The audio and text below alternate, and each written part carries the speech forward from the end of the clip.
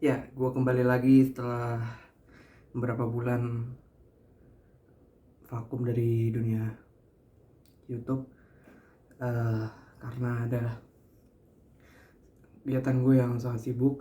Gue kembali lagi akhirnya untuk review Premier League. Gue akan membahas dua match, yaitu MU versus Everton dan Chelsea versus Southampton. Gue akan mulai dari MU dulu ya, karena itu adalah pertandingan pertama dan gue cukup senang ya melihat hasil 1-1 ini melawan Everton. Kita langsung bahas statistik aja. Shots on target 6-2. Shots off target 6-6. Block shots 1-2. Possession 72-28. Corner kick 10-1. Offside 2-2. Lalu prosesnya 29-15. Counter attack 1-3. Lalu treatmentsnya 2-0. Sebenarnya memang kalau secara position MU lebih menguasai pertandingan. Tapi gue lihat Everton ini memiliki spirit juang yang pantang menyerah. Karena kenapa gue bilang begitu? Karena terbukti gol yang diciptakan oleh Townsend adalah hasil counter attack. Counter attack dari sepak pojok MU mulai, dan itu diselesaikan dari Gray ke Doucouré kasih ke Townsend dengan kosong, menendang ke arah De Gea dan tidak bisa ditangkap. Gue lihat memang dari babak pertama pun juga sebenarnya gue udah yakin ini bakal jadi pertandingan yang seru, dan terbukti memang seru. Menurut gue seru banget ini. MU memainkan awal itu tidak ada Ronaldo, tidak ada Sancho, Pogba, ya sebagian besar dicadangin. Lingard itu cadangin, lalu masukkan nama Cavani, Martial, lalu Tomine. Nah, jadi itu menurut gua ya mereka bermain dengan lapis karena jadwal yang padat juga. Lalu tanpa Maguire, lalu Shaw dimainkan, kiper De Gea. Maguire digantikan Lindelof bareng dengan Varane, dengan kanan Wan-Bissaka, kiri De Shaw. Menurut gua secara overall, apakah permainan MU lebih baik dibandingkan melawan Villarreal? Gue bilang tidak. Karena kenapa? Menurut gue memang gol penentu dari Ronaldo di melawan Villarreal itu, gue nonton juga, gue lihat sebenarnya masih oke, masih bagus. Gaya main MU masih bagus. Gak tau kenapa melawan Everton nih gue lihat ada yang ngambang permainannya. Termasuk Fred nih juga. Sebenarnya gue bingung juga ya dengan pergantian pemain, Ronaldo masuk nggak dengan Cavani. Gue pikir Cavani justru bagus mainnya hari ini, justru bagus. Kenapa nggak Fred yang diganti? Nah itu menjadi pertanyaan. Di saat timnya lagi unggul 1-0, kalau kita unggul 1-0 belum tentu itu bakal aman. Karena di situ pula Everton pun juga bermain dengan semangat yang tinggi. Mereka ngincar counter attack, mereka tidak terlalu bertahan juga karena Rondon pun tinggal sampai ke garis gawang dari Everton juga. Jadi gue bilang memang ini memiliki semangat juang tinggi Everton ini. Counter attack-nya juga bagus gitu ya. Hanya ya memang sedikit mungkin ada beberapa lah di blok juga ya sama main back MU juga. Tapi gue lihat memang itu ya strategi yang cukup aneh dari Ole. Makanya itu gue bilang pun dengan squad bintang yang ada sekarang, dengan adanya Sancho, adanya Pogba, adanya Bruno, adanya Rashford, ada Ronaldo dan sebagainya, dengan pelatih semacam Ole yang minim taktik, itu nggak akan menjamin apa-apa untuk bersaing dalam gelar. Gue nggak begitu yakin apakah dia bisa membawa gelar untuk MU. Jadi kalau gue simpulkan, MU melawan Everton ini ya layaknya imbang. Tidak ada yang menang, tidak ada yang kalah, imbang menurut gue. Meskipun secara possession MU jauh lebih mendominasi. Untuk next matchnya setelah jeda internasional itu, kalau sampai MU masih bermain seperti ini berat banget. Karena kenapa? Ini masih lawannya Everton. Kalau menurut jadwal ini kan belum ketemu lagi sama Tottenham, City. Jadi kalau dengan permainan seperti ini nih, kalau nanti ketemu City ya contoh, atau Liverpool atau bahkan Chelsea, itu bakal diobok-obok habis. Ya kita nggak tahu apakah bakal imbang atau kalah, tapi jelas akan diobok-obok. Gaya mainnya seperti ini, salah passing lah. Terus pemain juga egois lah, termasuk Greenwood itu egois juga. Jadi susah. Ini yang menjadi evaluasi yang besar bagi Ole untuk menerapkan kembali pola permainan mereka yang terbaik.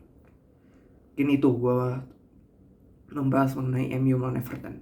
Sekarang gue akan masuk ke Chelsea melawan Southampton. Chelsea melawan Southampton. Nah, gue juga nonton Chelsea melawan Southampton ini 3-1 ya. Gue mau bahas mengenai, sebelum gue bahas mengenai statistika, gue mau bahas mengenai wasit ya. Entah mengapa dalam beberapa match ini terakhir ya, gue melihat Chelsea ini selalu dirugikan dengan wasit. Kenapa gue bilang itu? Contohnya, waktu laga melawan City dan sebelum lawan City, itu gue lihat Chelsea berapa kali dirugikan oleh wasit. Dan puncaknya di sini lawan Southampton ini 2 gol dianulir. Oke, gol pertama ya Lukaku offside ya. Nah, gol Werner yang kedua, harusnya yang pertama. Gue bingung apa yang salah dengan VAR ini. VAR dari Mike Dean selaku wasit yang bertugas di VAR. Gue bingung, itu tidak ada pelanggaran sama sekali.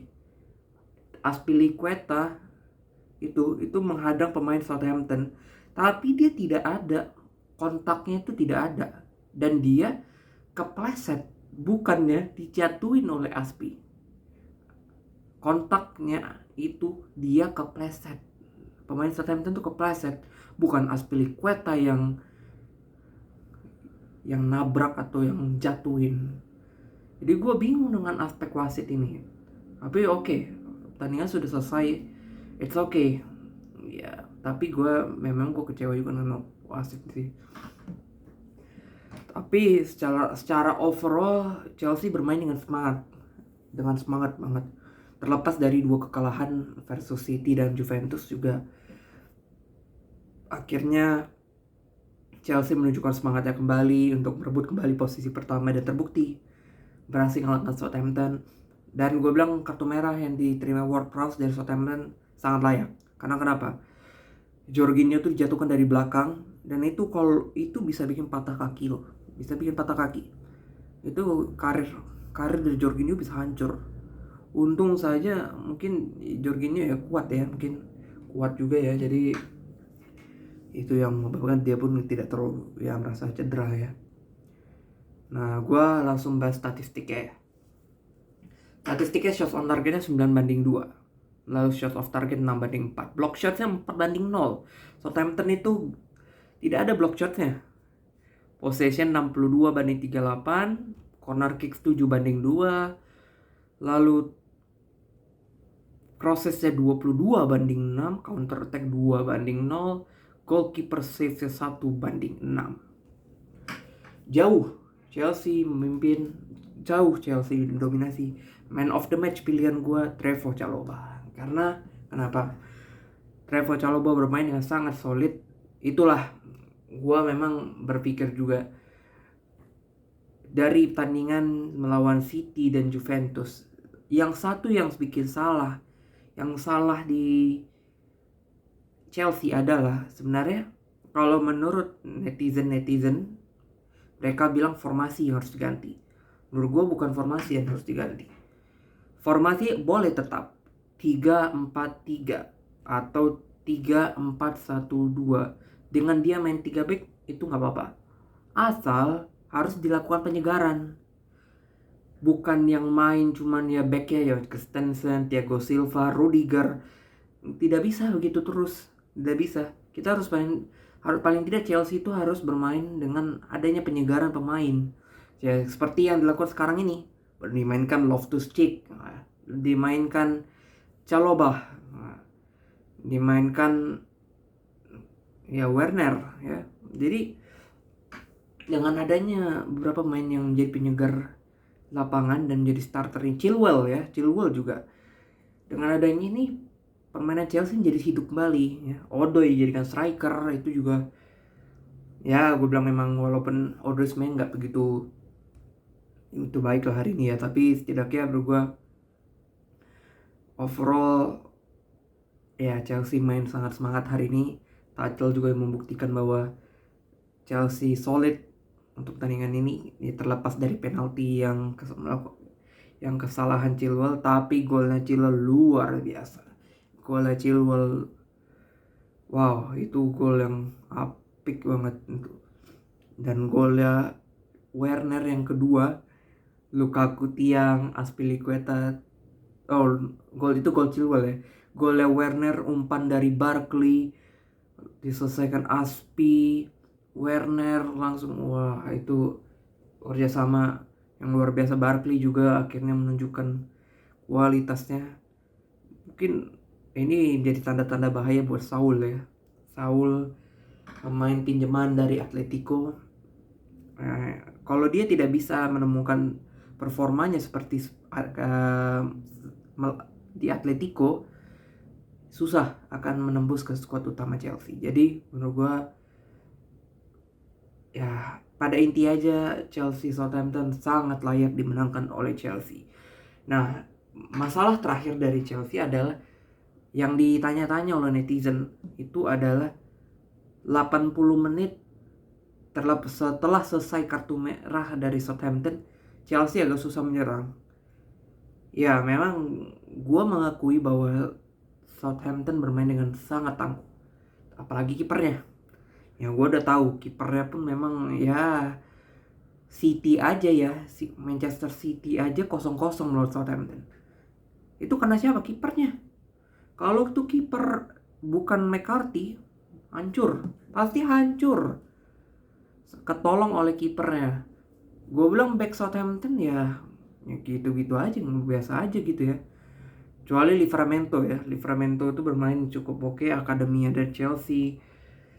Ya memiliki skill-skill yang bagus, penetrasi ke depan juga bagus. Jadi Livramento juga main bagus. Selebihnya ke depan ya kurang maksimal dari Southampton, dan Chelsea mampu memanfaatkannya. Terlepas dengan masuknya Mason Mount juga menghidupkan kembali, begitupun Jorginho, dan terakhir adalah Barkley, itu sangat menghidupkan kembali. Jadi menurut gue Chelsea layak menang melawan Southampton di laga hari ini, di laga kemarin. Mungkin itu aja pembahasan gue untuk pertandingan di EPL. Mudah-mudahan kalian bisa menikmati video yang gue sampaikan dan gue buat ini. Tetap semangat dan tetap jaga kesehatan di masa pandemi ini. Oke, terima kasih.